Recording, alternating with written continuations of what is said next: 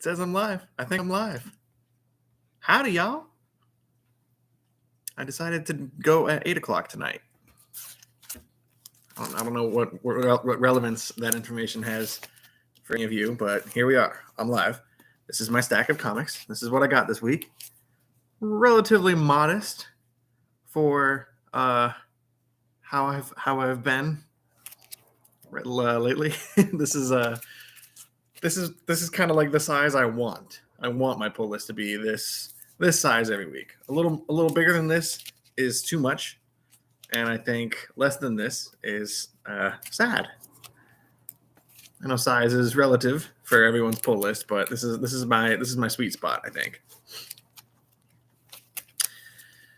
Unlike most weeks, I have actually read everything in this stack except for 3. There are 3 things in here I have not read, so I will hopefully be able to speak semi-informatively. I don't even think that's the right word. I will be able to speak somewhat intelligently, hopefully, on most of these comics. So, just giving them a little shuffle because they are in some sort of order. At least they were. I've been doing this for a really long time, so probably not anymore. Okay. Gonna start. Gonna set these down, face down, and pull the first one off the list, and we'll get going here. Thank you to the one person that is in here. Okay. Ooh. Okay. Right off the bat, we're starting with. So far, I think this is my favorite book of the week. This is crossover number 11. This is fun. This has been really good lately. For me, there is a very clean break in crossover right about at the halfway mark, right after the first story arc ended, the first 6 issues, and then Chip Zdarsky took over writing this story for one standalone issue. And now with the second story arc from issue 7, 8, 9, 10, 11, I think there's one more issue to go before this story arc is done. It's kind of heating up here. These last few issues especially have been leaning very heavily into the meta aspect of this story in particular. And the first story arc dealt with the fun aspect of comic characters crossing over into the real world and how exciting and like strange that would be. And part of the fun of reading the first story arc of this book is being like, oh, look, there's Thor. Oh, look, that's Magneto. Oh, look, Madman. But in this second story arc, it has started to lean more heavily into the relationship between comic characters and their creators. And those creators are starting to show up in person in the book themselves. Like it's fun on a completely different level, and I've said it for a while now, but there really is not anything else quite like crossover being published. And if you are a comic fan, which you have to be, I assume, if you're watching this, you need to give this book a try, and give this book a second try if you give up on it after sometime before issue 9 or 10.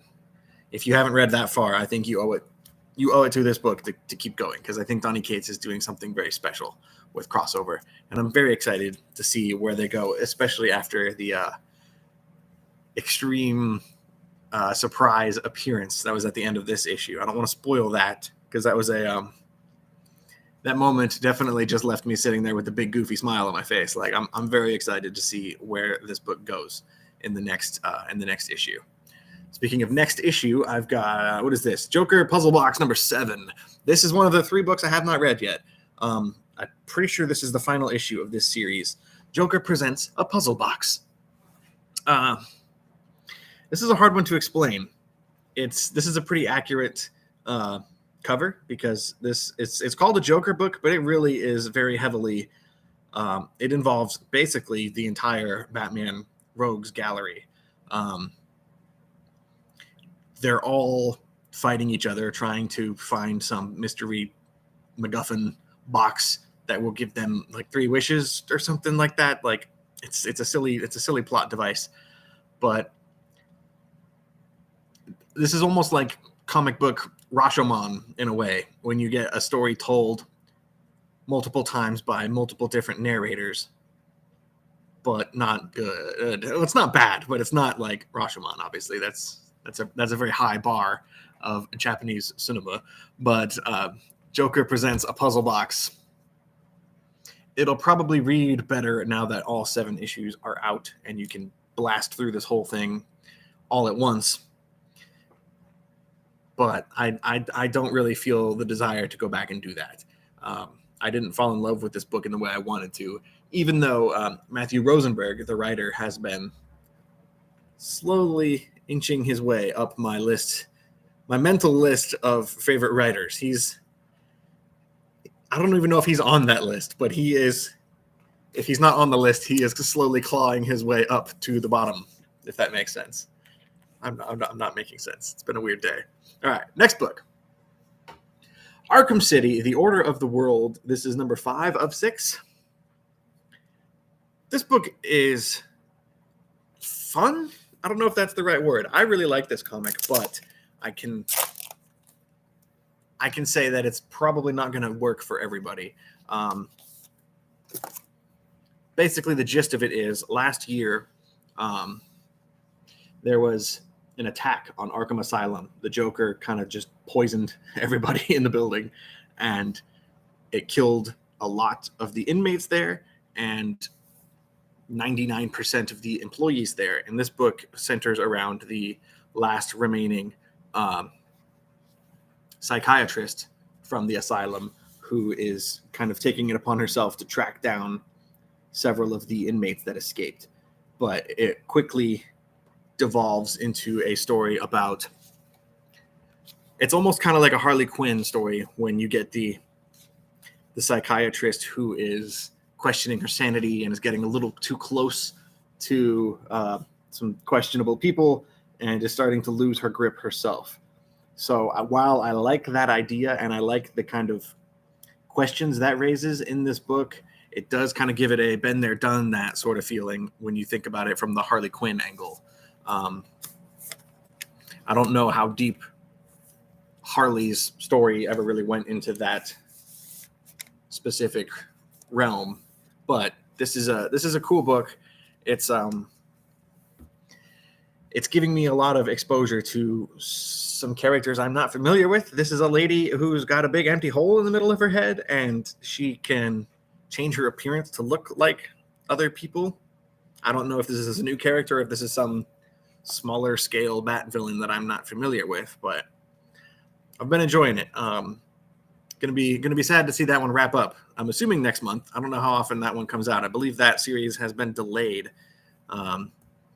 When there's supply chain issues, I've noticed certain books get prioritized over other ones, and Arkham City, being I would assume is a kind of lower tier DC book, that one got delayed, whereas something like Batman is going to come out pretty consistently every single month or every 2 weeks, or I think Batman's a monthly title. I should know that. It feels like Batman's a weekly title because there's always a Bat book coming out.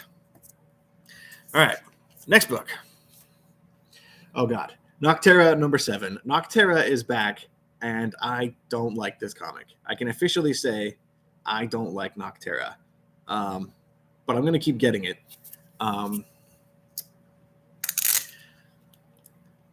How do I quantify this? How do I explain this?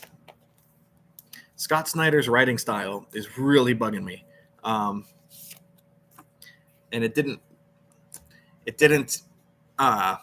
notice how badly his writing style bugged me until I got to this series. But now that I've noticed the specific the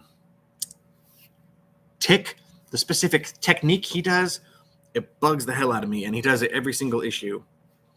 Every single issue of Nocterra opens with an extended narration. That is, I assume it's his attempt at doing like a deep metaphor, but it is very ham-fisted and clunky and obvious, and he beats you over the head with it. And then by the end of the issue, this is just the title page, a few pages in, it's got like a math theme is kind of the thing with this issue. By the end of this issue, he always ties that first opening narration back into like a closing bit of narration that always it ties up the whole theme together, and it's like so obvious. It's painfully obvious, and it hurts to watch every time and know that it's coming.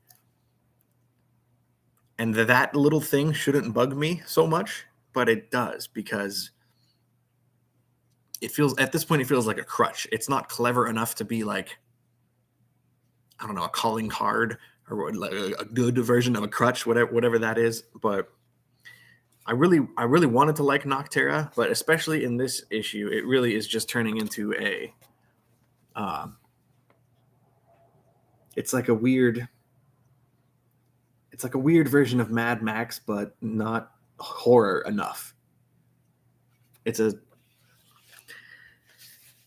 I don't know. I can't describe it. I really had high hopes for this. I want it to be cool. There's a lot of cool. The setting is cool. The premise is cool. There's a lot of interesting locations like this in the story. It's based around like darkness. The actual physical darkness can actually hurt you, and you only survive and remain human by remaining in a place with light. So there's a lot of cool locations like this built around light. Like this is called the Drive-In, and it's just a bunch of movie screens running movies all the time. That's cool. You know, I appreciate that as a movie person especially, but I'm not canceling it. I'm not dropping this off my pull list, because I think there is something worthwhile in the bones of this story, but I don't think Scott Snyder is the right person to tell it. I don't know. I think he might just be good at ideas and not good at writing. that's who am I to judge, right? I've never written a comic. What do I know? But something about Scott Snyder, it makes me scared to go back and reread The Court of Owls and his Batman run, because I, along with the vast majority of the comic community, hold that run up in a place of, you know, modern day classic. And I'm worried that if I go back and read it, then I'll spot some of the stuff that bugs me about Noctera, and maybe I just gave it a pass because it was Batman, and because it was the first time I'd ever had a comic book that I had to like turn around and read upside down to kind of simulate the way Bruce Wayne was losing his mind in issue 5. But whatever. I'm not talking about that. Scott Snyder, I am definitely, I hate to say this, but I'm definitely in the John's Comics with Kids camp when it comes to Scott Snyder. He's good with ideas, but I don't enjoy reading the comics, unfortunately. Next book, One Star Squadron. That's a better change of pace. This book's fun. There are 2 people at Mill Geek Comics subscribed to this comic, and I'm one of them. So based on that, I can assume not a lot of people are reading this, which is a shame, because it's the kind of this feels like an indie comic, in the same way that Nice House on the Lake kind of feels like, why is this at DC, and why is this being made here? This feels the same way. Like, this is a story about a corporation who license heroes. It's like an app that yeah, sorry if I just ruined Noctera for you. I could try it. I mean, I don't like Wolverine. You know, there's a lot of popular things that I don't like. I don't like Spawn. So, you know, give it a shot. I'd say give Volume 1 a try, but maybe it's just because I have a writer brain, as I call it. I have written some things in my time, never like published anything, obviously, except for the article in the Reggie Collects Guide to Collecting Volume 2, of course. But I noticed what goes into the technique of how Scott Snyder writes Noctera, and it bugs me. I think Court of Owls still rips, says Scott. So yeah, I need to go back and revisit it, but I'm a little scared. But yes, One Star Squadron is about a group of kind of washed up heroes who work at a company, and they kind of, if anybody needs a hero for whatever reason, a superhero, they reach out to this company. It's called Heroes for You, and they send out some of their employees, who are usually just very washed up old-time superheroes, to go out and do the job, which more often than not ends up being like a birthday party for kids. And if you're an ex-Justice League International member who is not good enough to be on the Justice League anymore, but you still need to eat, what do you do for money when you're a superhero who's not on a team anymore? Like Plastic Man is in this book, Red Tornado, Power Girl, a lot of characters that you exist, but you don't really see anymore because they're not doing anything. This kind of shows you what they're actually doing. They're kind of just stuck in corporate capitalist busy work hell, and it's funny, but it's also touching, which is one of the reasons I like Mark Russell so much, the writer of that book. He does a good job of mixing those two dynamics together a lot, like humor, but also social commentary is kind of how I describe the mixture. I like to imagine One Star Squadron has a theme song. Let me know. I did not think about that, but now I will. Okay, so this is one of the other ones I have not read yet. This is Justice League Incarnate number 4. This last issue of this series was actually kind of a turning point. I don't want to touch it. It's got cardstock. I gotta get gloves on before I touch this bad boy. Fingerprint magnet.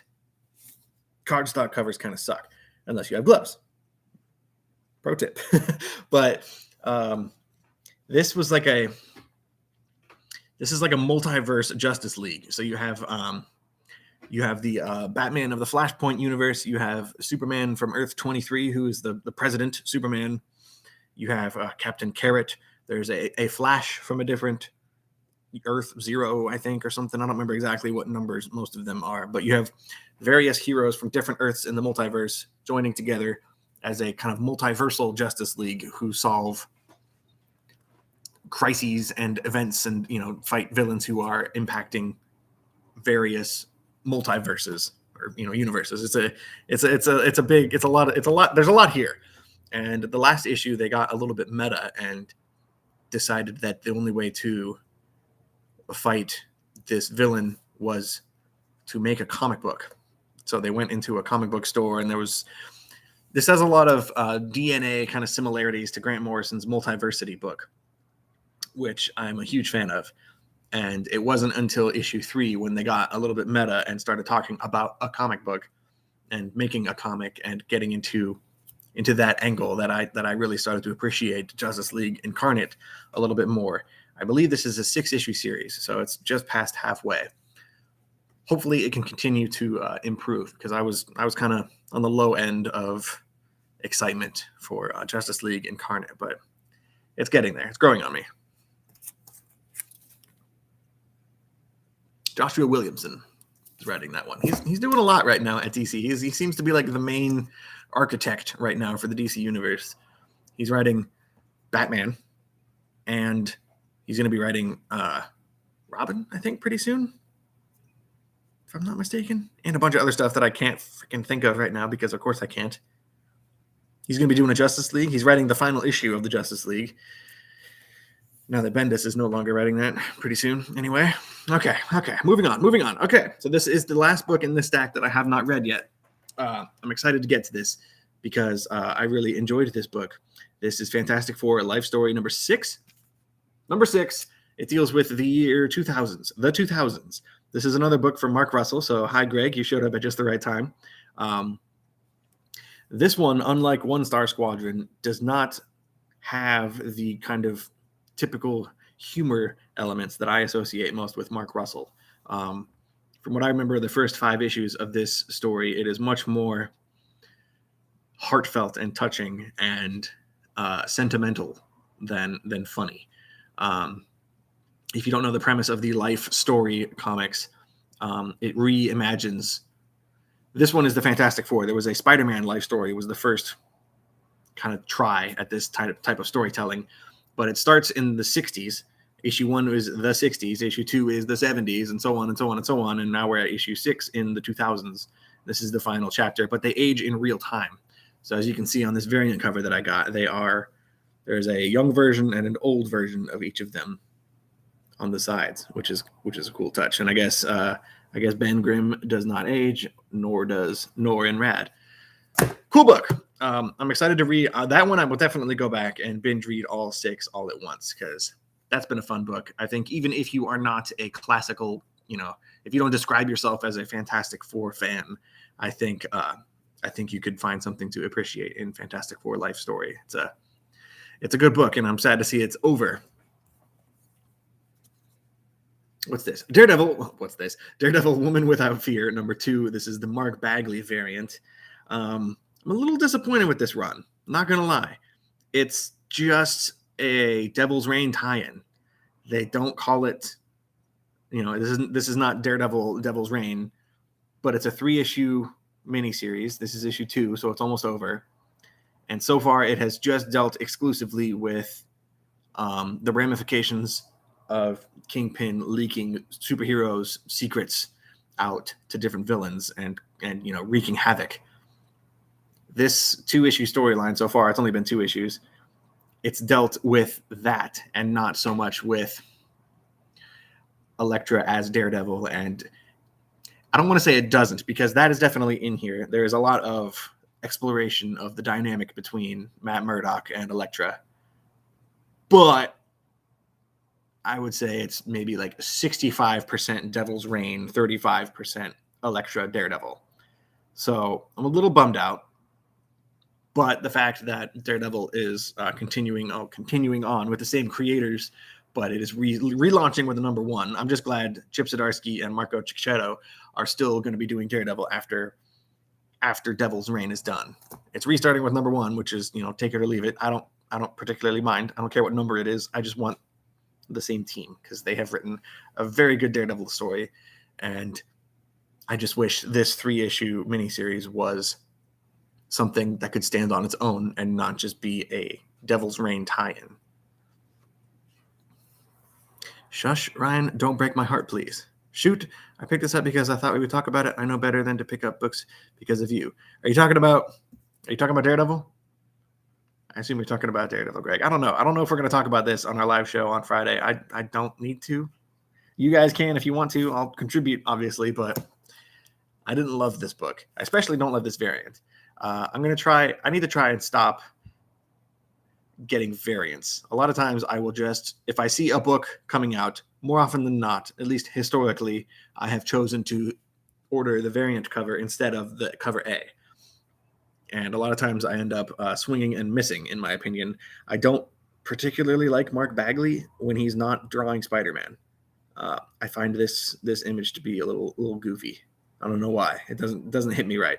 So I don't know. Mark Bagley and John Romita Jr., I think, are only allowed to draw Spider-Man and nothing else, at least from my perspective. Cover A is the way to go. See, but then there are books in this stack that I know I prefer getting the variants for. Like this one. No, never mind. This is cover A. I was hoping that would work, but it didn't. There are some books in this stack that I would much rather have the variant cover for. But not this one. Spider-Man, I prefer cover A. I just read this one, actually, like right before going live. Spider-Man 88, All Hail Queen Goblin. So the Beyond storyline, I think, is starting to wrap up, which is unfortunate. They are restarting Spider-Man with the new number 1, and I don't know. I don't know how I feel about that. They just restarted Spider-Man with a new creative team, or at least they got rid of the Nick Spencer writer. Spider-Man always kind of has a rotating cast of artists, but Nick Spencer was on it as a writer for a couple of years.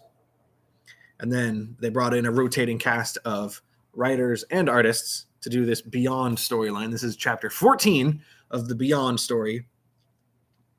And it's going to be over in, a month or two when they bring on Zeb Wells and John Romita Jr. to do Amazing Spider-Man number 1. So this is a very temporary kind of status quo for Spider-Man right now. But I am enjoying the Beyond storyline a lot more than I thought I would. The relationship between Peter Parker and Ben Reilly, both kind of trying to be Spider-Man. Peter Parker recovering in a hospital, there's a lot going on here, and it's being handled a lot better than I thought it would be. I did not have high hopes for this storyline before I got into it, but I'm glad. I actually canceled Spider-Man from my pull list after the Nick Spencer run was over. I jumped off, and then on a whim, I just read the first issue after Nick Spencer. I just read it at the comic shop while I was sitting around working, and it was really good. And then I read the next one, like, because it's coming out pretty much every week, 3 weeks out of 4. I read the next one, and it was also really good. And then I read the third one, and it was really good. So I'm just like, okay, I guess I'm back on Spider-Man. I'm going to put up my pull list, and I'm gonna keep going with it. This issue has the first appearance of Queen Goblin, who is an employee of the Beyond Corporation, has been like dosed with Norman Osborn's sins. It's a comic book thing, but a female version of the Green Goblin, or the Red Goblin, whatever. Some Goblin person has been manufactured in this issue, and it's kind of almost like a wink and a nod to how silly it is to manufacture a villain in that sense. Like, they do that a lot in comic books, but this issue is leaning into that because they manufactured this villain basically in a lab to come after Spider-Man. I'm not sure.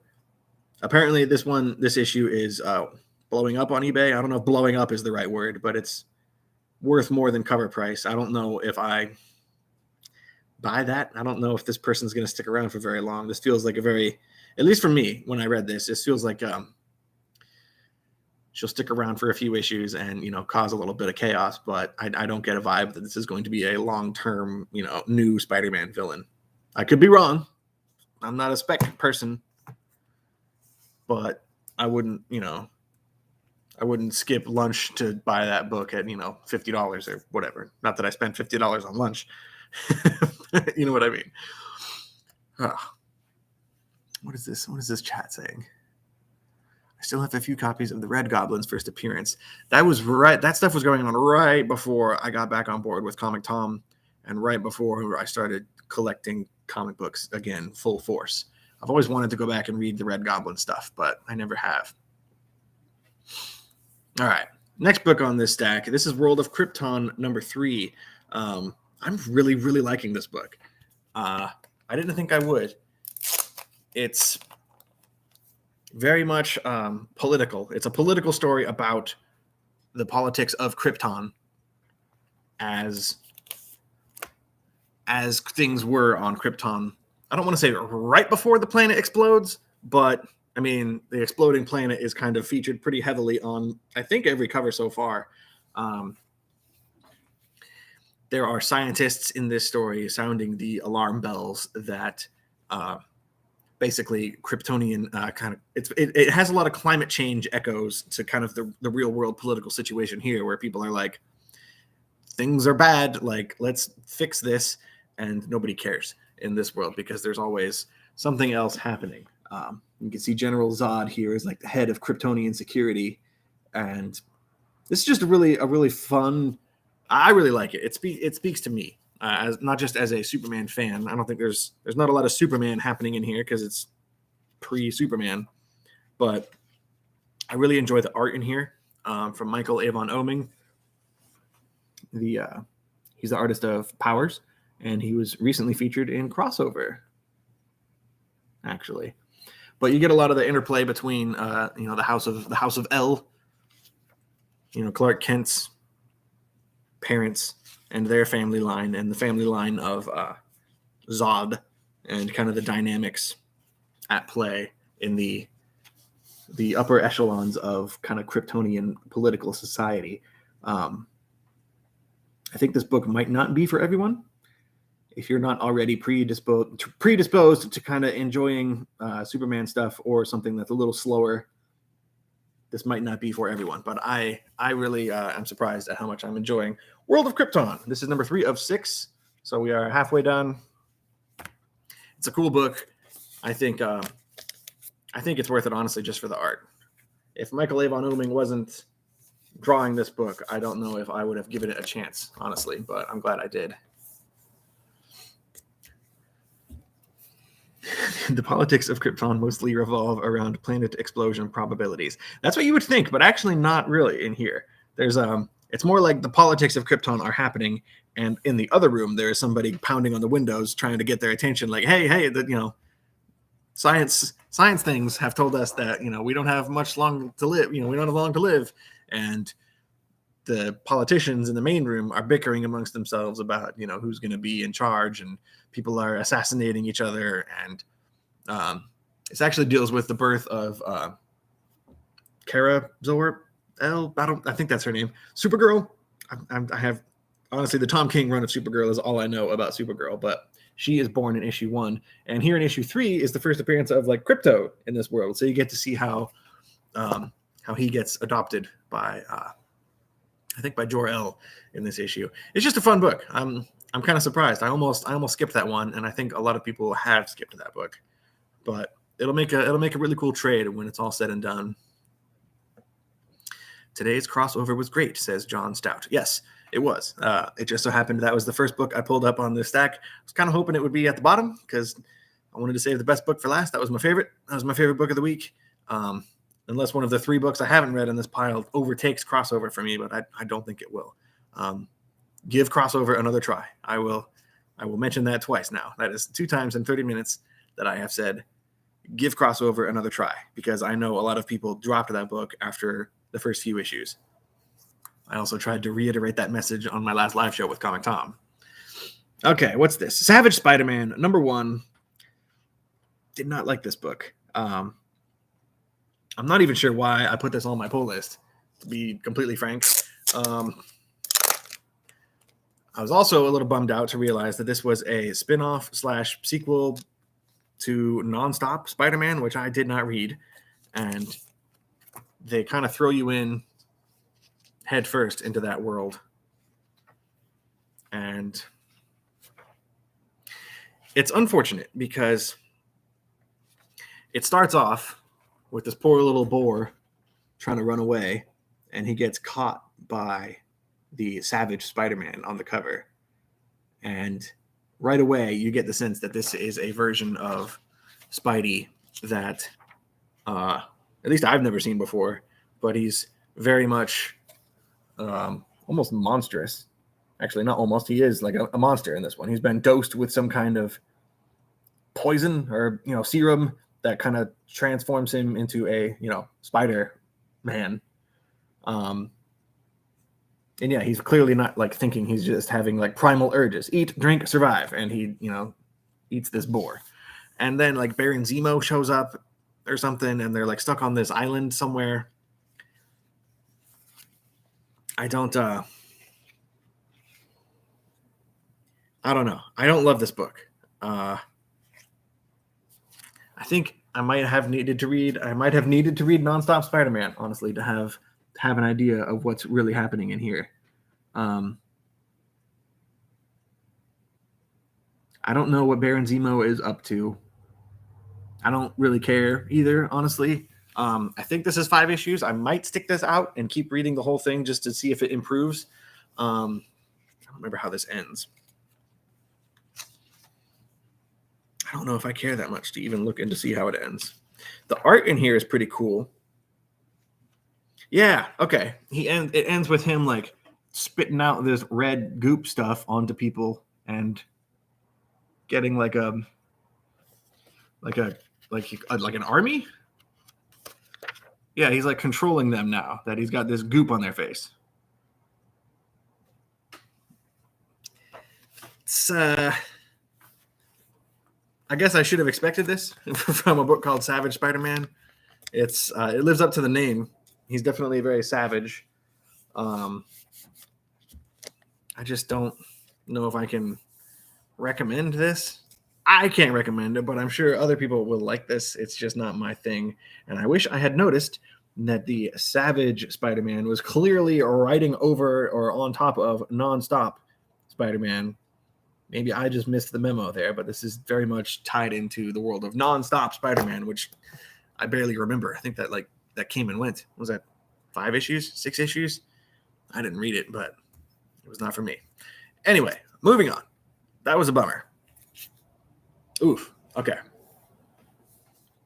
This here is Detective Comics 1051. This is what I was talking about when I said I like some variants more than the main cover. Also, hi, brother.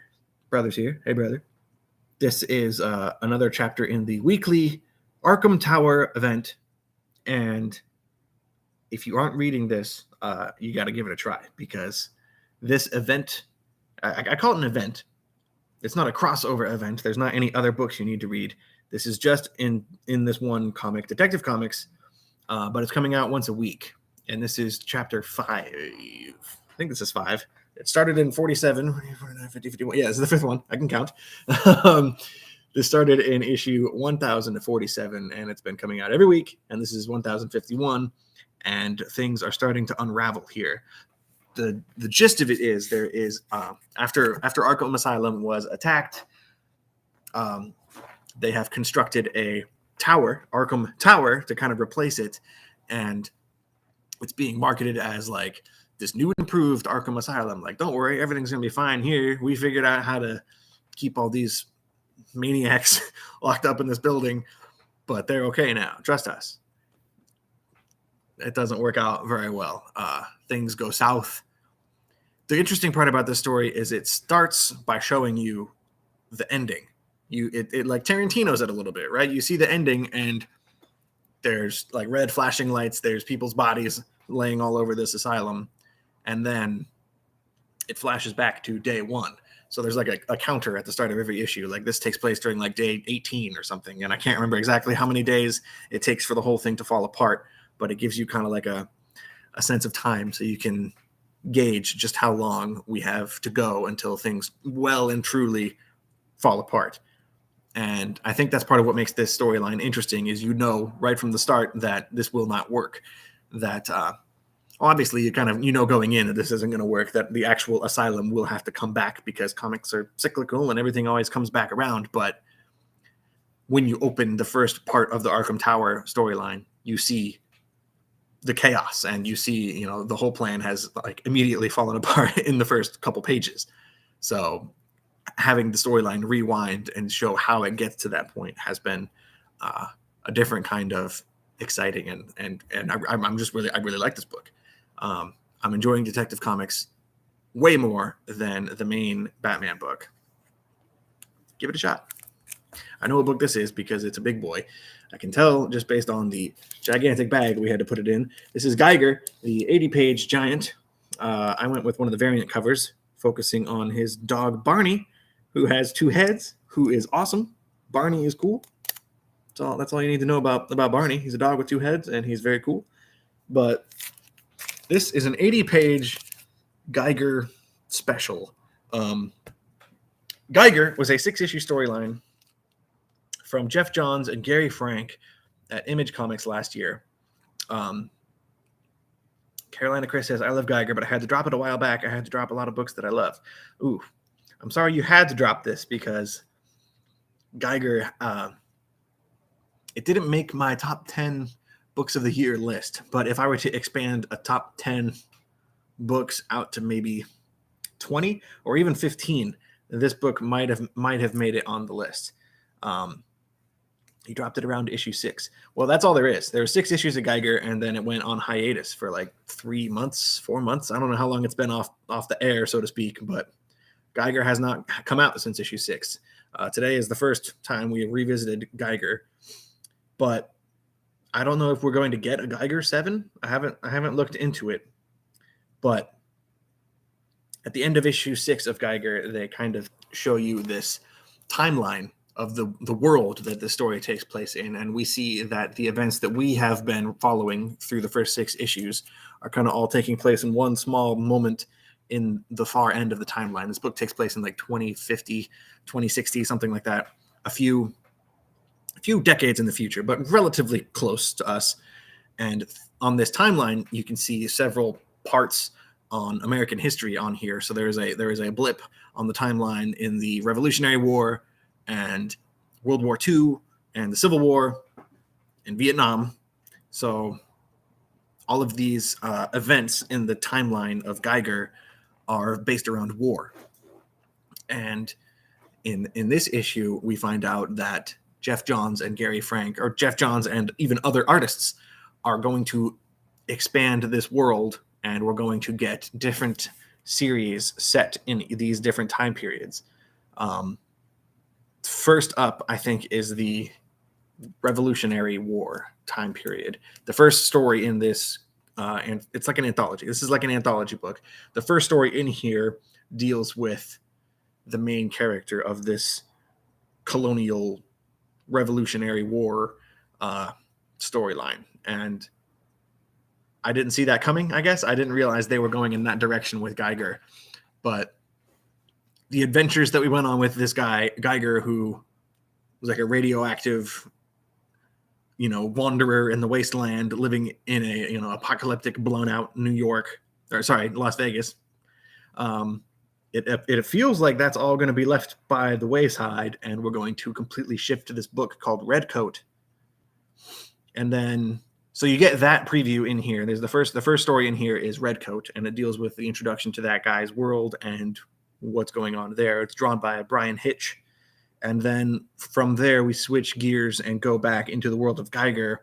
And in that storyline, there are a bunch of different casinos in the Las Vegas Strip, and each casino is kind of like a gang hideout / fortress base. And each story in here kind of focuses on a different group of criminals in this. There's one that takes place in the Karloff, like the horror-focused casino. There's a story in here that takes place in the Manhattan, like the old-timey 1930s gangster-flavored casino. There's a pirate one. There's a Roman gladiator one. So there's a bunch of different short stories in here that kind of expand the world of Geiger. But if what's in here is to be believed, all of that is going to be irrelevant here pretty soon, because we're going to switch gears and tell a story about the Revolutionary War. And there's also another story in here teasing the robotic soldier that was featured in issue 6 of Geiger, who was a Vietnam War robot soldier. So I think that's going to also be coming. It's a whole thing. Read Geiger, but apparently don't get too attached, because I don't know if we're going to get more of Geiger. I do know we are going to be getting at least 2 spin-off series of Geiger this year. Either way, I'm on board. I like this. I really liked that book enough, and I liked the previews of both of the new series that we're getting enough in this issue to sign up for any and all future, spin-offs in that world. Look, that took way too long. Next book, Dark Knights of Steel number 4. This book is really fun. I really like this series. I have described it as Game of Thrones meets the DC Universe. More like the DC Universe meets Game of Thrones, I guess. The real short version is you go back to the explosion of Krypton again. Seems to be a theme tonight. But instead of Kal-El's parents putting him into the rocket and sending him off, to safety, instead of that happening, both of the parents get into the rocket. There is no child. It's just the two of them. They blast off, and they crash land in an ancient medieval world and start a royal house. And then it just goes from there. This book in particular is a very necessary issue because it gets into a lot of that backstory, and it starts to lay the groundwork for the villain that hasn't really showed up yet. A lot of the drama and the stakes in this series so far has been the two main houses kind of butting heads with each other. There's no villain so much as two families beefing with each other, very much in a Stark and a Lannister sort of way. And now this issue is starting to set up a completely external villainous character who is a mix of several DC characters that we know, that I'm excited for. I don't necessarily want to spoil who that is or which characters make up this guy's DNA, because it's a mishmash of 3 different DC characters that we know, that I don't know if the 3 of them have been blended up into like a specific smoothie like this before. It's an interesting take on each of those 3 characters, and I'm very excited to see how that villain is going to interact with the people we know in this storyline moving forward. It's a 12-issue miniseries or maxi series, whatever it's called. Issue 4 out of 12. So we are 1/3 of the way done with Dark Knights of Steel. It's been a lot of fun. Although I don't think it's for everyone, unless you are anybody who's not into, I don't want to say Lord of the Rings, because it doesn't feel like Lord of the Rings. It's very much a Game of Thrones style storyline about families and dynasties and kings and who will take over if/when the king dies. A lot of that stuff. It's not so much Lord of the Rings, like we've got to go on a quest and kill a dragon, and there's dwarves and goblins and trolls and stuff. That's not here, at least not yet. In these 4 issues, it's very much dynasties and schemes and politics, which I enjoy. I enjoy quite a lot, and seeing all of that through the lens of DC characters has been a lot of fun. I'm enjoying that run, and I'm glad John Stout seems to be enjoying it as well. So well done. All right, we're down to like the final 3 or 4 books here. This is Alien number 9. Alien has been missing in action for like 3 months. This book has gone in and out of production. I'm kind of sick of it feels like it's always just, I feel like it got canceled and I just never noticed. But now it's back. Alien was on a 3-month hiatus, and I was pissed off because I really like this book. And I had to go back. I always go back and read the last issue before I read a new issue of anything, but I definitely had to do that with Alien. Let me open it a bit because this bag is very reflective. And oh goodness, this goes all the way down. Let's get a new bag. I like this cover. I think this is the like the radioactive xenomorph that was in the Aliens one-shot spinoff that happened. This guy does not factor into this plot line at all. This is a book I'm getting the variant covers for too. I just really liked this cover. But it's this story arc in particular is about a colony, like a farm colony. They're super religious. They're very humble, quaint farm folk. And it turns out this spaceship crashes on their planet, and it turns out the spaceship had some eggs on it. And very, very soon, the face huggers start to fly, and xenomorphs happen, and these people start to get picked off. Like, this comic feels very much like a movie in this franchise. And I mean that in the best possible way. I was very excited to read this book when it was announced, and I enjoyed the first story arc a lot. And I was surprised at how much I enjoyed it. I thought in the back of my mind that there's no way Disney-owned Marvel can tell a freaky, truly horror-based alien story, but especially in a comic, and it worked. I really enjoyed this book. I think a fan of the Alien film franchise should give this a shot. This fits in. It gives you a little timeline actually here where this fits in. This is about 20 years after the second Alien movie, Aliens. So yeah, it very neatly sidesteps any Alien 3, Alien Resurrection, any of the bad movies in the franchise. This very neatly fits in right after the second movie. All right, now we're on the final 3 books. I can see how many there are, and there are 3 left. First one being Batman 120. I read this book, and I can't tell you what happened in it. The only thing I like about this book is the art, I'm going to say. I don't understand. This is an issue I had with Bendis's Justice League. I don't understand how you can, as a writer, getting the opportunity to write Batman has got to be like the bucket list of all bucket lists, right? Like the biggest comic book. There's no more popular character than Batman. And the story that you tell when you get the opportunity to tell a Batman story this is focused around Batman Incorporated, a group of international Batmen from the New 52, I believe, or right before the New 52. And they killed somebody, or they're being accused of killing somebody, and Bruce Wayne has to leave Gotham to go investigate. And I don't know. I just don't love this story. I very much enjoy the artwork in here. I like this kind of digital realism that Jorge Molina does in here. But the plot is just, I don't care. It doesn't make sense. I don't know any of these Batman Incorporated characters. And it just feels specifically like the main Batman title is very much held back by expectations and by continuity and rules. Like it feels like there are rules in place that make it so you have to keep everything in you have to color in the lines basically with the main Batman story. And it always feels very safe.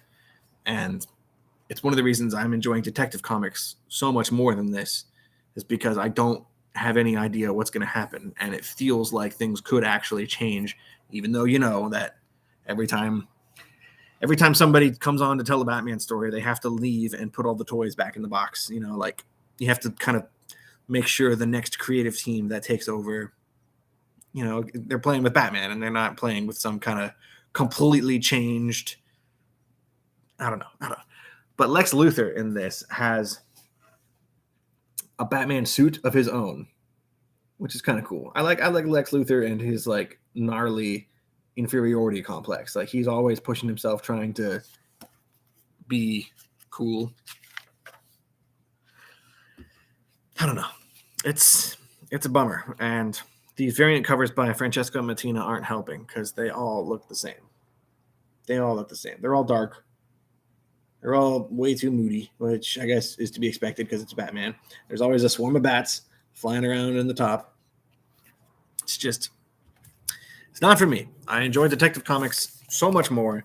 I enjoy any of the Batman spin-off titles like Batman the Knight or Batman the Imposter, or, you know, so on and so forth. I even enjoyed the Tom King run of Batman much more than to be fair, this is only Joshua Williamson's third issue, so it's still early, but I feel like your first story arc out the gate is when you need to be your freshest. This is the one, you know, the one chance, the idea that you have to tell a Batman story and to make it a weird international Batman Incorporated thing. I don't know. This is not what I would have done if I was given the reins to write Batman. I don't know what I would write, but not that.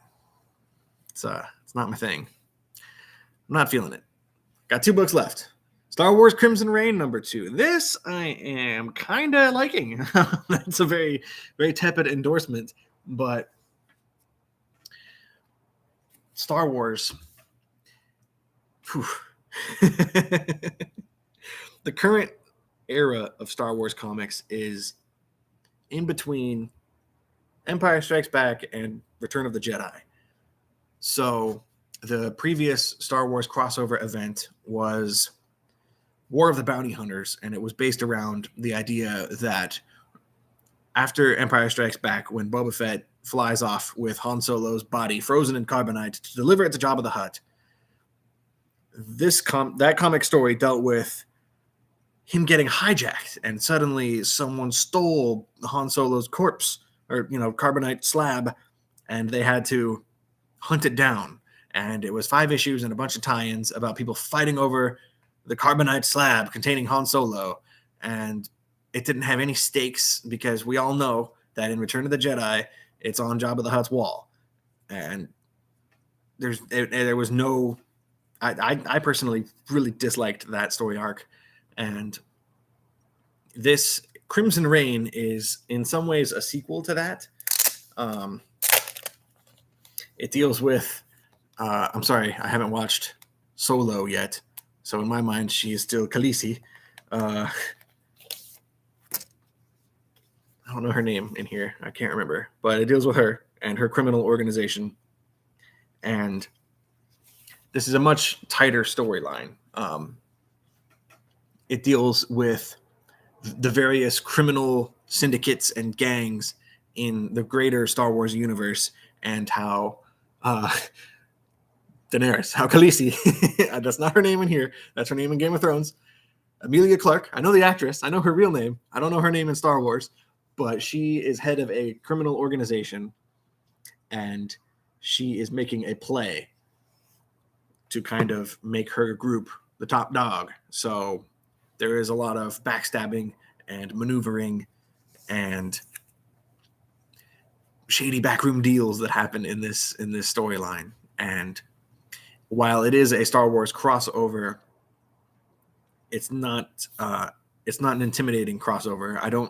I'm only reading Darth Vader. I'm not reading the main Star Wars book or Star Wars Bounty Hunters or Star Wars High Republic or any other Star Wars book. Just Darth Vader. So I have a very limited knowledge of the current Star Wars comic book landscape.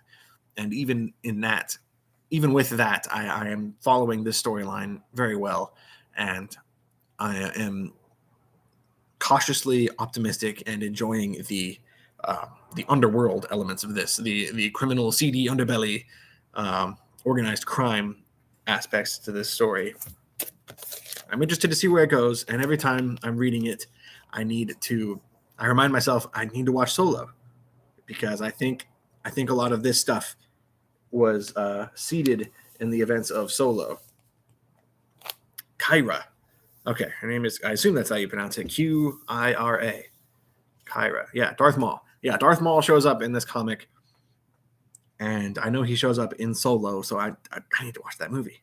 It's right here. I have Disney Plus. I just keep forgetting it. I don't think about it. Like, I finally just watched Black Widow like last week, so I forget things. I forget, like, I need to watch that. That's a thing that exists. Let me watch a bunch of other old stuff that doesn't matter instead. Okay, this is the last book in this pile. I don't know what it is yet. I'm trying to remember. Maybe I can guess it. Nope, I would not have guessed that. This is Newburn, number 3. This book has been interesting. It's written by Chip Zdarsky, who is one of my favorite writers at the moment. Written by Chip Zdarsky with art by Jacob Phillips. And speaking of organized crime families, this book is about a ex-police detective named Newburn, who he's no longer a cop, but he uses the skills and the connections he made on the force to kind of float around between the different organized crime families and solve mysteries, I guess, is the best way to put it, or not. While reading this issue and the one right before it, because that's how my brain works, I got strong vibes of Scooby-Doo, but not. This book, in issue 2, there is a mystery that gets raised, and they solve it by the end of the issue. And then in issue 3, there is a new mystery that gets raised, and they solve it by the end of the issue. So it's, in that sense, it reminded me of Scooby-Doo. There is no other way that Scooby-Doo and hard-boiled mafia detective Newburn have any sort of crossover. But I'm enjoying this book. I need more. I don't want to call it an anthology, because I don't think it's an anthology. I don't want to say that just yet. It's only issue 3, but so far there is not a lot of connective tissue to tie these issues together.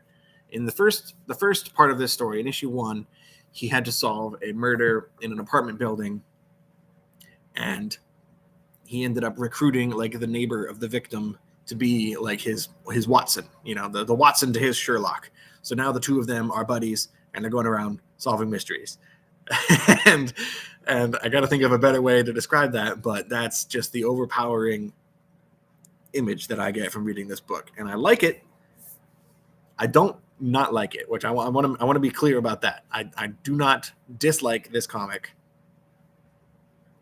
but it's, at least in 3 issues in, all 3 of them have been one and done, kind of like Law and Order, CSI, kind of, you start and you finish and everything's wrapped up. And so far there has not been enough or any through lines in between the issues to keep me engaged long term.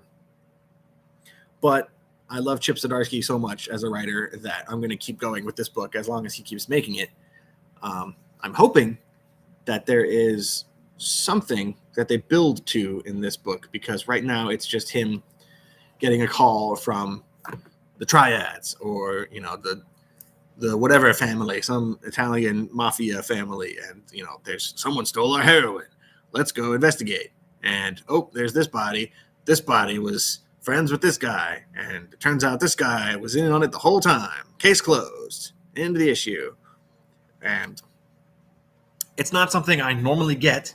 I don't read a lot of that kind of comic. I definitely don't watch any kind of shows like that, because that's not my thing. But I'm willing to give Chip Zdarsky the benefit of the doubt here, just because I like him. I like him on Daredevil. I like him on Stillwater. I need to read a lot more things he wrote, but it's a very noir flavored story of the week detective story with organized crime flavors also mixed in. So it's got the components of things that I like. But I think at least 3 issues in, the structure for me is the thing that's holding it back the most from being something I like more. I can't say I love this book yet, because at least as it stands right now, it is just a Scooby-Doo kind of, we'll solve the mystery gang and then drive off in our mystery machine and look for another mystery. Like, I don't know how long you can maintain that without any sort of underlying story structure to kind of keep it propped up. So that's that. I'm going to put that back in the bag. And that's my stack for the week. It only took an hour to go over the entire pull list. But thank you, everyone. Thank you for hanging out, for watching me go through all of these books one by one, except for the 3 I have not read yet. Let's see. Catch me on Friday. I'm not sure what channel we're doing it on, but myself, Bearded Comic Bro, and Comics Will Break Your Heart, we're doing our weekly Comic Talk Live, our breakdown series, where we go over 5 or 6 issues that came out that week. We're not sure which books we're talking about, but I have certainly explained some of them. Some of the books in this stack, I'm assuming we're going to talk about Geiger. I hope we talk about Crossover. And then I'm sure there's going to be something I didn't read that the two of them are going to talk about too. We try to mix and match, but it's a fun show. I'm assuming if you're watching this, you probably already have seen that show, but in case you haven't, follow me on Instagram, and we'll update further on whose channel it's going to be on. It's either going to be here on my channel or on Jen's channel, Comics Break Your Heart. So we'll see. We'll get there. Thanks again for hanging out and watching, and I'll see you next week. Bye, everyone.